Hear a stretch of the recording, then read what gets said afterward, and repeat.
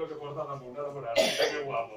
I tenia això, i la seva llana tenia unes ulleretes xicotigües, que eren com estes, mira que guapes, no m'ha damunt de les teues, tio, que va dir, hola.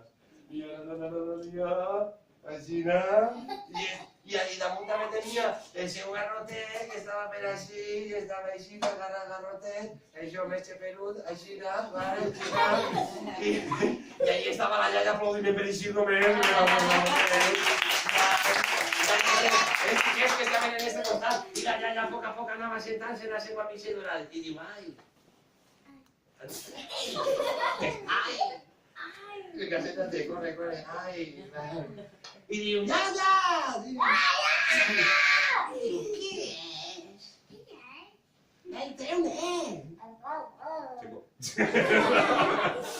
Diu, vine a fer-li una besadeta a la iaia. Tu cállate, hombre, que no calles, corre a fer una besadeta a la iaia, vinga, una besadeta aquí a la iaia. Y la coseta enseguida venía, pucharse damunt del cote allà de com, així, Feli. Diu, qui és? Qui és? Està un nen. Què? No! Ella, qui és ella? ¿Cómo que pu? Qui és? El gos. I com se llama? Com se diu? Si ho hem dit?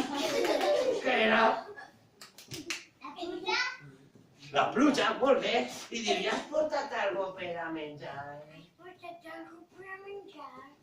I tan sols havia collit pel camí, tan sols havia pogut agarrar una bellota, inclús una garrofa. Sabeu què és una garrofa? No. És una garrofa que d'ací es pot menjar, inclús fan farina per a fer xocolata. I està boníssim també. I diu, sols tinc això. ¿Qué te pasa a la veu, tío? Venga, esta que se la va a dar a la iaia se la va a menjar en un moment, diu, moltes gràcies.